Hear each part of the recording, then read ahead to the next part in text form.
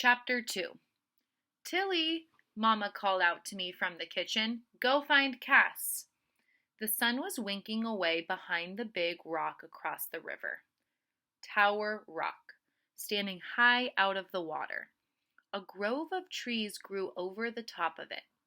Tower Rock rose on the other bank of the river, and our Devil's Backbone here on the Illinois side. A dangerous stretch of river ran between our stretch of the river. Even though Tower Rock was over in Missouri, with the river between us, it gave our town its name, Grand Tower. Nobody wanted to live in a town named after the devil. It wasn't any use to holler for Cass from the porch. Up in her private places on her hill, she was deaf unto the world. Cass was a terrible worry to Mama, and I thought anything that worried Mama ought to worry me. As quick as the sun was down, a chill came off the water. It was the end of April, with some spring showing, time for the river to stir itself. Word had reached us that the ice was breaking up below St. Paul and rotting above Dubuque. We'd had the packet boats down from Quincy and St. Louis, but we needed the southern boats to keep us in business. And only days ago, President Abe Lincoln had proclaimed a blockade on the southern ports. Last month, when Lincoln was inaugurated as the President of the United States, we'd built bonfires down by the landing to celebrate, show him the way to Washington, as people said. Few were for him, of course. You had to set a fire to the woods and sift the ashes to find a Republican around here. But Lincoln was an Illinois man, one of us. Now we didn't know what to think. The South was breaking away. And what did this blockade mean? If it meant shutting down the river traffic, it was serious. We heard Arkansas was ready to pull out of the Union, and St. Louis was in an uproar, so we saw trouble coming our way. Cass had blazed the only paths there were to the crest of the hill. I made right for her. I always knew where to look for Cass. I just never knew what I'd find when I got there. She was slumped on a flat rock we always called the Devil's Footstool, just among ourselves. From here, you looked down through the trees to the landing and across the river, too. You could see forever from here, though what Cass saw didn't bear thinking about. She huddled in Mama's old threadbare shawl. Her face was wet with tears, gray as the sundown river. She was only 12 and looked 10. She'd just about give up on school. The winter took so much out of her. And thin, not much more than breath in breeches. The wind went straight through her, though we were both still sewed in our winter underwear. That's the way we'd done in them days. You was sewed into your underwear in October and didn't see yourself again till late spring. We'd thought if we got naked and washed ourselves in the wintertime, we'd catch a chill that would carry us off. "Oh, Cassie, for pity's sake," I said, big sistering her. I flung down on the Devil's Footstool, and she let me hug her close. She looked up, like she'd never laid eyes on me. Her eyes were too big for her face. Cassie, what now?" "Dreadful." She tucked her face into my shoulder. "All the dead, and the dying. You can smell their wounds from here." "Who this time?" I asked, but I didn't want to know. "Is it the wedding party?" I hoped not. The wedding party was Grand Tower's oldest story.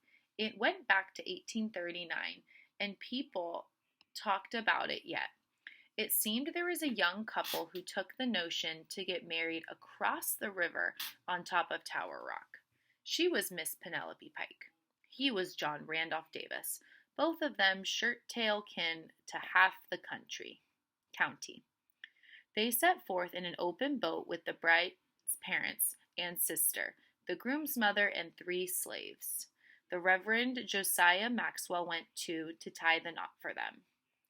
Well, they got married on the rock. Don't ask how they got up to the top of the thing.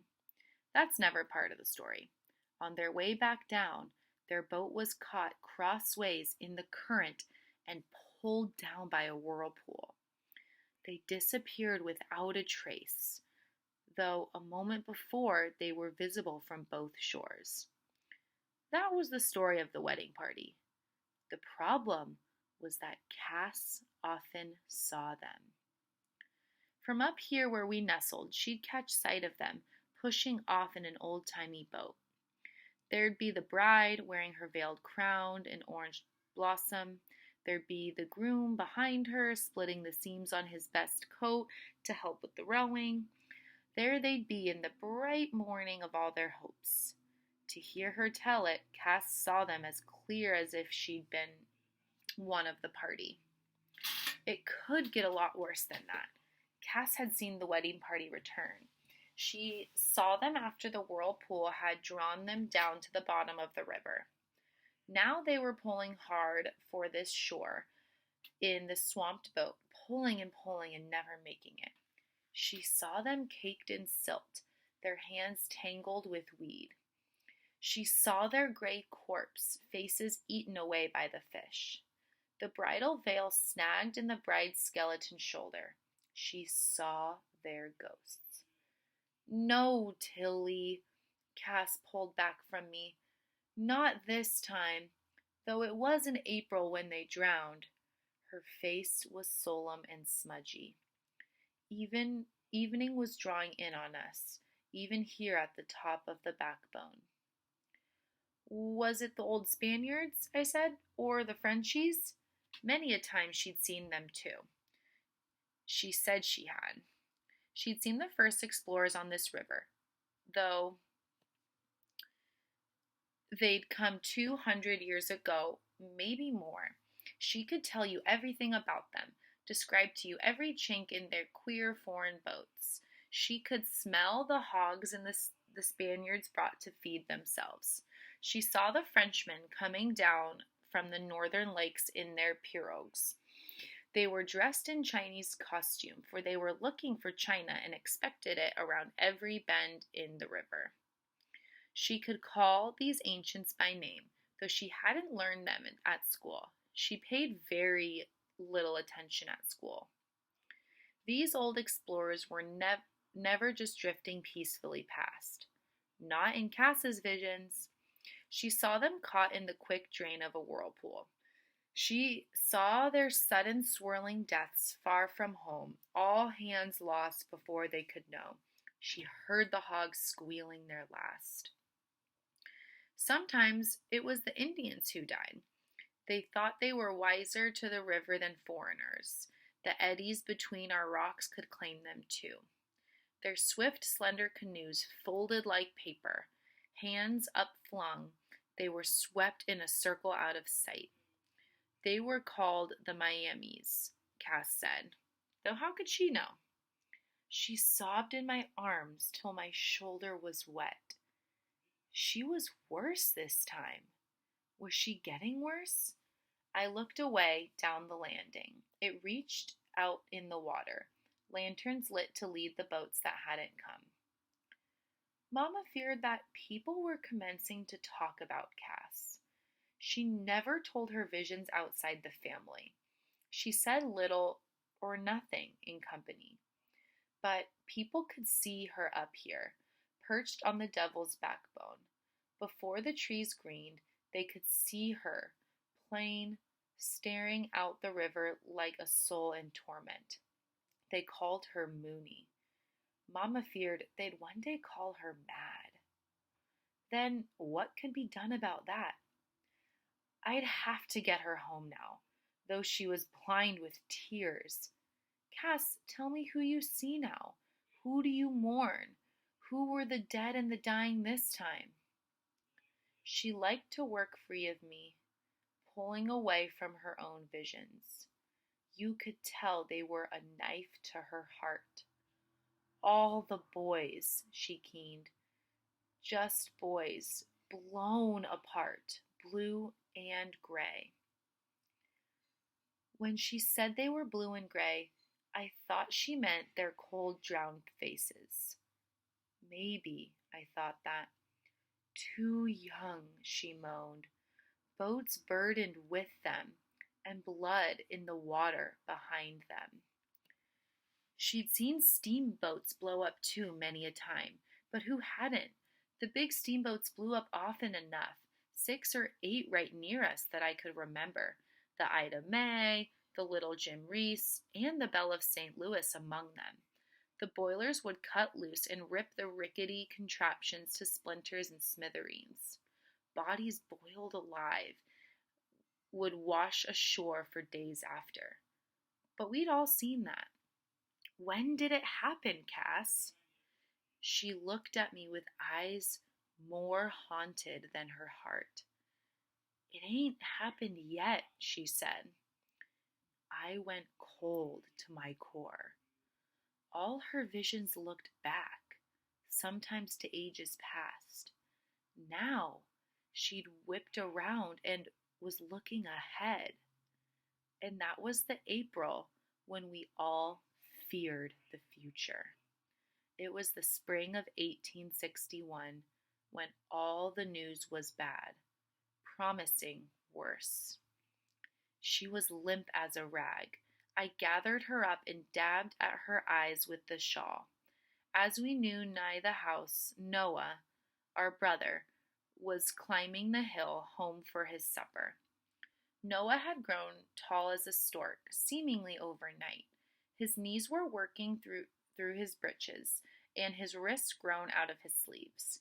He stalked up through the trees with Pa's old fowling piece on his shoulders. The gun was older than the shoulder that bore it. The barrel was scabby with rust, but Noah had been marching and drilling with it. A bunch of local boys met up after their work, pretending to soldier. You couldn't get many boys to stick up for U.S. Grant in the North that April. Only the Henson boys and Gideon Hickman and Jack Popejoy and Noah. You could hear them from up here, barking out their raggedy commands. Draw, Saber, by the right flank, quick trot, march, like they knew all about it. They marched with whatever they had, a squirrel rifle, a corn knife, a paling off the porch. They looped lariats at their sides for leading home a Reb prisoner of war. Down the road, by the old stone structure that served as a schoolhouse, a bigger bunch of boys drilled. But they drilled for the South and Jeff Davis. Among them, the Cottrell brothers and Mose Thornton and Jarrett Dalrymple and Curry Marshall. They've divvied up some for the North, more for the South. Why didn't they just fight it out right here in the road, fair and square? Did they even know it could end with them killing one another in some godforsaken lobby lolly far from home? I couldn't get my mind around it, and I'd always thought I understood Noah. We were twins, and I swore I could hear his heartbeat. Coming along behind me, Cass caught sight of me. She let out a startled cry, and I thought she'd bolt. Instead, she burst into fresh tears and heaved with sobs. Both hands covered her face. I had to lead her home.